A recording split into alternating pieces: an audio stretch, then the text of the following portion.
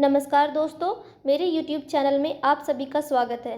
आज मैं मानव शरीर क्रिया विज्ञान से संबंधित अति महत्वपूर्ण प्रश्न लेकर आई हूँ। पहला प्रश्न है, एक वयस्क मानव शरीर में कितनी हड्डियाँ होती है? तो वयस्क मानव शरीर में 206 हड्डियाँ होती है। कितनी होती है? 206 हड्डियाँ होती है। अगला प्रश्न है, नवजात शिशु में हड्डियों की संख्या लगभग कितनी होती है? तो नवजात शिशु में लगभग 300 हड्डियाँ होती है। कितनी होती है? 300। अगला प्रश्न है, मनुष्य की खोपड़ी में कितनी अस्थियां होती है? मनुष्य की खोपड़ी में कुल 8 अस्थियां होती है। कितनी होती हैं? 8। अगला प्रश्न है, मनुष्य के शरीर में पसलियों के कितने जोड़े होते हैं?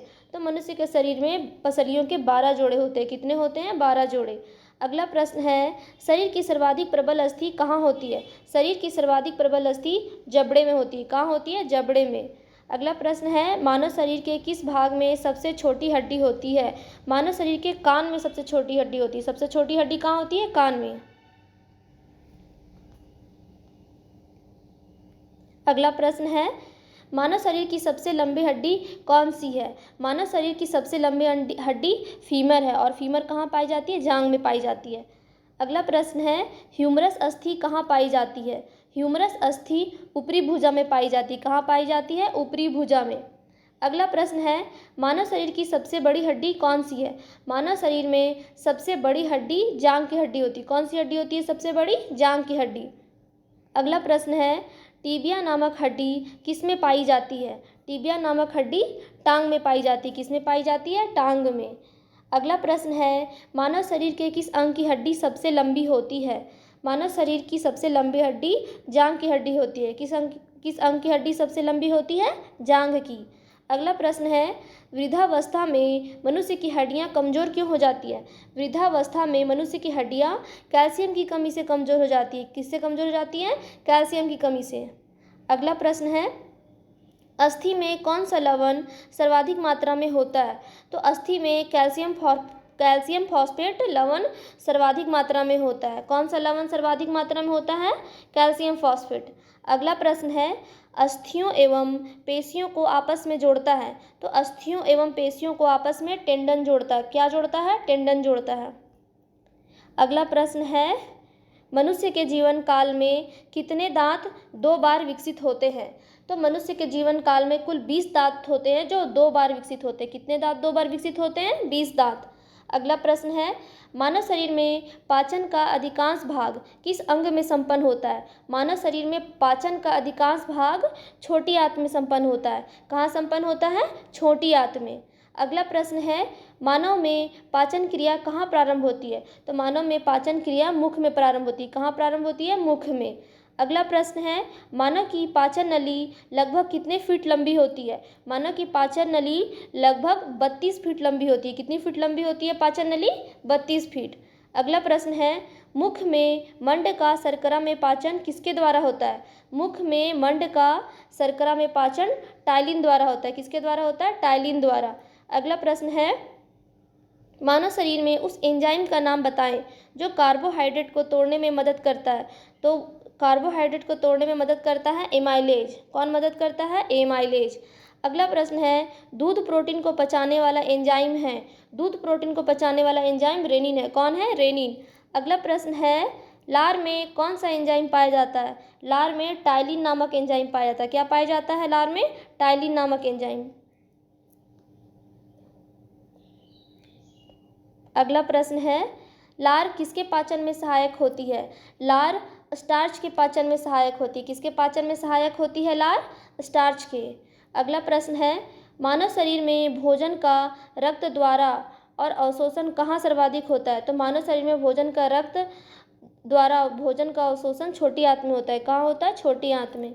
अगला प्रश्न है, प्रोटीन का पाचन कहाँ से प्रारंभ होता है? प्रोटीन का पाचन उदर से प्रारंभ होता है। कहाँ से प्रारंभ होता है? उदर से। अगला प्रश्न है, पचे हुए भोजन में मौजूद विषैले पदार्थ का कौन सा अंग चूषण करता है? तो पचे हुए भोजन में मौजूद विषैले पदार्थ का चूषण यकृत करता है। कौन करता है? यकृत। अगला प्रश्न है, पेप्सिन है एक। तो पेप्सिन क्या है? पेप्सिन है एक एंजाइम। अगला प्रश्न है, पित्त जमा होता है। तो पित्त कहाँ जमा होता है? पित्त जमा होता है पित्ताशय में। अगला प्रश्न है, पित्त का प्रमुख कार्य क्या है? तो पित्त का प्रमुख कार्य है वसा का पायसीकरण। क्या है? वसा का पायसीकरण। अगला प्रश्न है, मानव शरीर के किस अंग को शरीर का रासायनिक कारखाना कहा जाता है? तो मानव शरीर के यकृत को रासायनिक कारखाना कहा जाता है। किसे कहा जाता है रासायनिक कारखाना? यकृत को। अगला प्रश्न है, पेसमेकर का संबंध किससे है? पेसमेकर का संबंध है हृदय से। पेसमेकर का संबंध किससे है? हृदय से। पेसमेकर का कार्य क्या है? पेसमेकर का कार्य है दिल की धड़कन प्रारंभ करना। क्या कार्य है पेसमेकर का? दिल की धड़कन प्रारंभ करना। अगला प्रश्न है, गति प्रेरक किससे संबंधित है? गति प्रेरक हृदय से संबंधित है। किससे संबंधित है गति प्रेरक? हृदय से। अगला प्रश्न है, सोते समय रक्तदाब में क्या परिवर्तन होता है? सोते समय रक्तदाब बढ़ जाता है। सोते समय रक्तदाब घटता है। क्या होता है? घटता है। अगला प्रश्न है, रक्तचाप को मापने के लिए किस उपकरण का उपयोग किया जाता है? रक्तचाप को मापने के लिए स्फिग्मोमैनोमीटर का प्रयोग किया जाता है। किसका प्रयोग किया जाता है रक्तचाप को मापने के लिए? स्फिग्मोमैनोमीटर का। अगला प्रश्न है, लव डव ध्वनि किसकी क्रिया के कारण उत्पन्न होती है?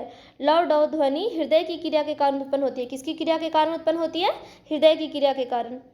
अगला प्रश्न है, मानव हृदय में कितने कोष्ठ होते हैं? मानव हृदय में कुल 4 कोष्ठ होते हैं। कितने कोष्ठ होते हैं? 4 कोष्ठ। अगला प्रश्न है, मनुष्य के शरीर में हृदय को एक बार धड़कने के लिए कितना समय लगता है? मनुष्य के शरीर में हृदय को एक बार धड़कने के लिए 0.8 सेकंड समय लगता है। कितना समय लगता है? 0.8 सेकंड। अगला प्रश्न है, मनुष्य की सामान्य स्पंदन दर क्या है?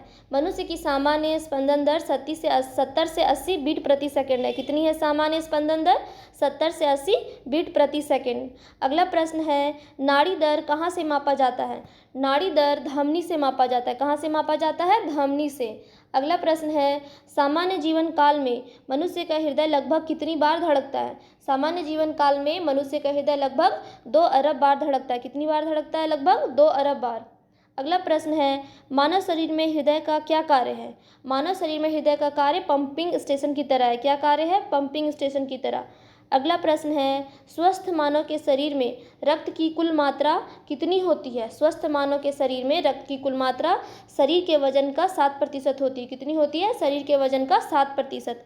अगला प्रश्न है, एक वयस्क में रक्त का औसत आयतन होता है। तो एक वयस्क में रक्त का औसत आयतन 5 से 6 लीटर होता है। कितना होता है? 5 से 6 लीटर। अगला प्रश्न है, मानव रुधिर का पीएच क्या है? तो मानव रुधिर का पीएच है 7.4। कितना है? 7.4। अगला प्रश्न है, मानव शरीर में रुधिर बैंक का कार्य कौन करता है? मानव शरीर में रुधिर बैंक का कार्य प्लीहा करता है। कौन करता है? प्लीहा करता है। अगला प्रश्न है, रक्त में पाई जाने वाली धातु है। रक्त में पाई जाने वाली धातु लोहा है। क्या है? लोहा। रक्त में पाई जाने वाली धातु लोहा है। अगला प्रश्न है, शरीर का कौन सा अंग रक्त उत्पादन करता है? तो शरीर का जो अस्थि मज्जा है वो रक्त का उत्पादन करता है। कौन सा अंग उत्पादन करता है? अस्थि मज्जा। अगला प्रश्न है, मानव शरीर में खून के शुद्धिकरण की प्रक्रिया को क्या कहते हैं? खून के शुद्धिकरण की प्रक्रिया को डायलिसिस कहते हैं। क्या कहते हैं? डायलिसिस। रक्त में लाल रंग किसके कारण होता है? रक्त में लाल रंग हीमोग्लोबिन के कारण होता है। किसके कारण होता है? हीमोग्लोबिन के कारण। अगला प्रश्न है, हीमोग्लोबिन में क्या पाया जाता है? तो हीमोग्लोबिन में लोहा पाया जाता है। क्या पाया जाता है? लोहा। अगला प्रश्न है, शरीर में हीमोग्लोबिन का क्या कार्य है? शरीर में हीमोग्लोबिन का कार्य है ऑक्सीजन का परिवहन। क्या कार्य है? ऑक्सीजन का परिवहन। अगला प्रश्न है, हीमोग्लोबिन किसका महत्वपूर्ण घटक है? हीमोग्लोबिन आरबीसी का महत्वपूर्ण घटक है। किसका महत्वपूर्ण घटक है? हीमोग्लोबिन आरबीसी का। अगला प्रश्न है, कौन सा रक्त वाहिकाएं साफ रक्त फेफड़ों से हृदय में ले जाती है? तो फेफड़ों से हृदय में साफ रक्त को फुफ्फुस शिरा ले जाती है। क्या ले जाती हैं? फुफ्फुस शिरा।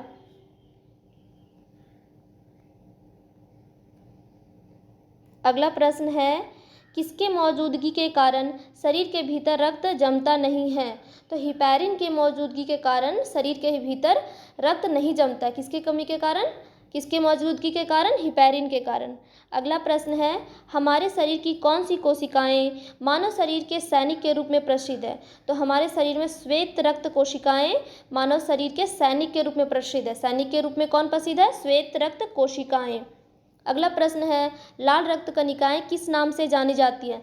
लाल रक्त कणिकाएं इरिथ्रोसाइट्स के नाम से जानी जाती है। किस नाम से जानी जाती है लाल रक्त कणिकाएं? इरिथ्रोसाइट्स। अगला प्रश्न है, लाल रक्त कोशिकाओं के निर्माण के लिए शरीर का कौन सा अंग जिम्मेदार है? तो लाल रक्त कोशिकाओं के निर्माण के लिए अस्थि मज्जा जिम्मेदार है। कौन जिम्मेदार है? अस्थि मज्जा। अगला प्रश्न है, आरबीसी का कब्रिस्तान किसे कहा जाता है? तो प्लीहा को आरबीसी का कब्रिस्तान कहा जाता है। किसे कहा जाता है आरबीसी का कब्रिस्तान? प्लीहा को। अगला प्रश्न है, मानव की लाल रक्त कोशिकाओं का जीवन काल कितना होता है? तो मानव की लाल रक्त कोशिकाओं का जीवन काल 120 दिन होता है। कितना होता है? 120 दिन। अगला प्रश्न है, मानव शरीर में लाल रक्त कण का निर्माण कहाँ होता है? मानव शरीर में लाल रक्त कण का निर्माण अस्थि मज्जा में होता है। कहाँ होता है? अस्थि मज्जा में। अगला प्रश्न है, सफ़ेद रक्त कण का मुख्य कार्य क्या है? तो सफ़ेद रक्त कण का मुख्य कार्य रोग प्रतिरोधक क्षमता धारण करना है। क्या है? रोग प्रतिरोधक क्षमता धारण करना। अगला प्रश्न है, रक्त समूह के खोजकर्ता कौन है? रक्त समूह के खोजकर्ता हैं लैंडस्टीनर। कौन है? लैंडस्टीनर। अगला प्रश्न है, किस रुधिर वर्ग में एंटीबॉडी नहीं पाई जाती है? तो ए बी रुधिर वर्ग में एंटीबॉडी नहीं पाई जाती। किसमें एंटीबॉडी नहीं पाई जाती? ए बी में। अगला प्रश्न है, किस रुधिर वर्ग में दोनों एंटीबॉडी पाई जाती है? तो ओ रुधिर वर्ग में दोनों एंटीबॉडी पाई जाती है। दोनों एंटीबॉडी किस में पाई जाती है? ओ वर्ग में। अगला प्रश्न है, किस रुधिर वर्ग में कोई एंटीजन नहीं पाई जाती है? तो ओ रुधिर वर्ग में कोई एंटीजन नहीं पाई जाती है। अगला प्रश्न है, एंटीबॉडी का मुख्य कार्य किसके विरुद्ध होता है? एंटीबॉडी का मुख्य कार्य संक्रमण के विरुद्ध होता है। किसके विरुद्ध होता है? संक्रमण के विरुद्ध। अगला प्रश्न है, आरएस फैक्टर का नाम किससे संबंधित है? आरएस फैक्टर का नाम बंदर से संबंधित है। किससे संबंधित है? बंदर से।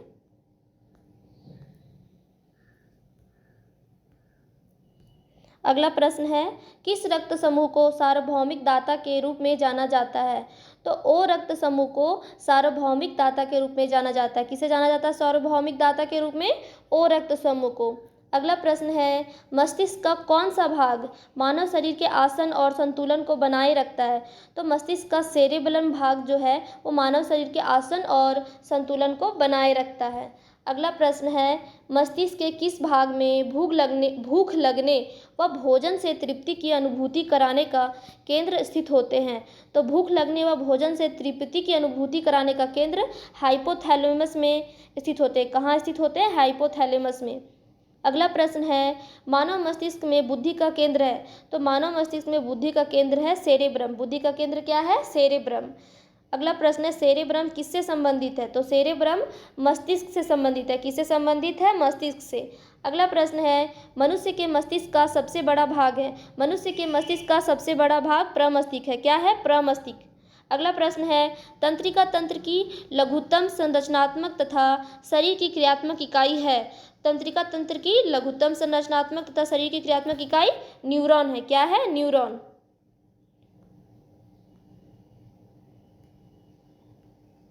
अगला प्रश्न है, मानव शरीर की सबसे बड़ी कोशिका है।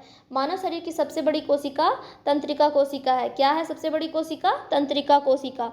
अगला प्रश्न है, मनुष्य में मेरुदंड से कितनी जोड़ी तंत्रिका निकलती है? मनुष्य में मेरुदंड से 31 जोड़ी तंत्रिका निकलती है। कितनी जोड़ी तंत्रिका निकलती है मेरुदंड से? 31 जोड़ी।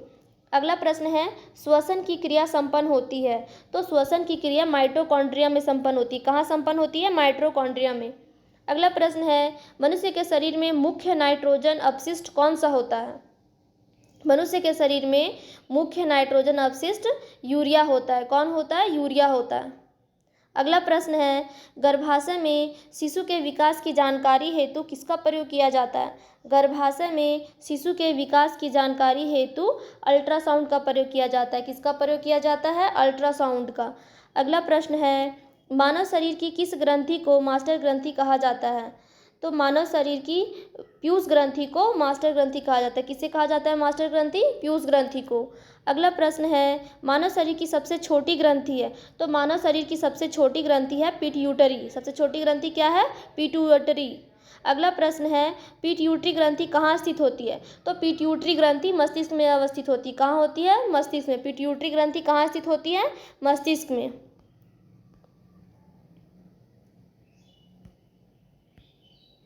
अगला प्रश्न है, मानव शरीर की सबसे महत्वपूर्ण ग्रंथि है। मानव शरीर की सबसे महत्वपूर्ण ग्रंथि पिट्यूटरी ग्रंथि है। कौन है महत्वपूर्ण ग्रंथि? पिट्यूटरी ग्रंथि। अगला प्रश्न है, शरीर में सबसे बड़ी अंतःस्रावी ग्रंथि कौन सी है? तो सबसे बड़ी अंतःस्रावी ग्रंथि थायराइड ग्रंथि। कौन सी ग्रंथि है सबसे बड़ी अंतःस्रावी? थायराइड ग्रंथि। अगला प्रश्न है, कौन सा हार्मोन लड़ो उड़ो हार्मोन कहलाता है? तो लड़ो उड़ो हार्मोन एड्रीनलिन कहलाता है। क्या कहलाता है लड़ो उड़ो हार्मोन? एड्रीनलिन। अगला प्रश्न है, जीवन रक्षक हार्मोन किस ग्रंथि से स्रावित होते हैं? जीवन रक्षक हार्मोन एड्रिनल ग्रंथि से स्रावित होते हैं। किससे स्रावित होते हैं जीवन रक्षक हार्मोन? एड्रिनल ग्रंथि से। अगला प्रश्न है, थायराइड ग्रंथि का स्थान कहाँ है? तो थायराइड ग्रंथि का स्थान गला है। थायराइड ग्रंथि कहाँ है? गला में। अगला प्रश्न है, इंसुलिन किसके द्वारा उत्पादित होता है? इंसुलिन पेनक्रियाज द्वारा उत्पादित होता है। किसके द्वारा उत्पादित होता है इंसुलिन? पेनक्रियाज के द्वारा। अगला प्रश्न है, इंसुलिन की खोज किसने की? इंसुलिन की खोज बैटिंग व बेस्ट ने की। किसने की इंसुलिन की खोज? बैटिंग व बेस्ट ने। अगला प्रश्न है, मनुष्य के शरीर की सर्वाधिक शक्तिशाली पेशी है। तो मनुष्य के शरीर की सर्वाधिक शक्तिशाली पेशी जबड़ा है। क्या है सर्वाधिक शक्तिशाली पेशी? जबड़ा। अगला प्रश्न है, आँख के किस भाग पर वस्तु का प्रतिबिंब बनता है? तो आँख के रेटिना पर वस्तु का प्रतिबिंब बनता है। वस्तु का प्रतिबिंब कहाँ बनता है? रेटिना पर। अगला प्रश्न है, मनुष्य में त्वचा किस स्थान पर सबसे अधिक मोटी होती है? तो त्वचा सबसे अधिक मोटी तलवे पर होती है। कहाँ होती है त्वचा सबसे मोटी? तलवे पर। अगला प्रश्न है, मानव शरीर का सबसे बड़ा अंग कौन है? तो शरीर का सबसे बड़ा अंग है चमड़ा। क्या है? चमड़ा। अगला प्रश्न है, त्वचा की ऊपरी सतह क्या कहलाती है? त्वचा की ऊपरी सतह एपिडर्मिस कहलाती है। क्या कहलाती है त्वचा की ऊपरी सतह? एपिडर्मिस। मानव शरीर में मौजूद सबसे कठोर पदार्थ कौन सा है? मानव शरीर में मौजूद सबसे कठोर पदार्थ दांत की परत है। क्या है? दांत की परत। अगला प्रश्न है, कशेरुक जंतु के शरीर का सर्वाधिक कठोर भाग होता है। तो कशेरुक जंतु के शरीर का सर्वाधिक कठोर भाग इनामिल होता है। क्या होता है? इनामिल। अगला प्रश्न है, मानव शरीर में अनिवार्य एमिनो अम्ल की संख्या होती है। मानव शरीर में अनिवार्य एमिनो अम्ल की संख्या 20 होती है। कितनी होती है? 20। अगला प्रश्न है, हमारे शरीर में मस्तिष्क का कौन सा भाग संवेगात्मक क्रियाओं को नियंत्रित करता है? तो हमारे शरीर में मस्तिष्क का हाइपोथैलेमस भाग संवेगात्मक क्रियाओं को नियंत्रित करता है। कौन नियंत्रित करता है? हाइपोथैलेमस। अगला प्रश्न है, ईईजी का प्रयोग किसकी गतिविधि दर्ज करने के लिए किया जाता है? ईईजी का प्रयोग मस्तिष्क की गतिविधि को दर्ज करने के लिए किया जाता है। किसके लिए किया जाता है? ईईजी का प्रयोग मस्तिष्क की गतिविधि को दर्ज करने के लिए। अगला प्रश्न है, मानव त्वचा का रंग बनता है। तो मानव त्वचा का रंग बनता है मेलानिन से। किससे बनता है? मेलानिन से। ऐसे ही वीडियो देखने के लिए मेरे चैनल को सब्सक्राइब करें।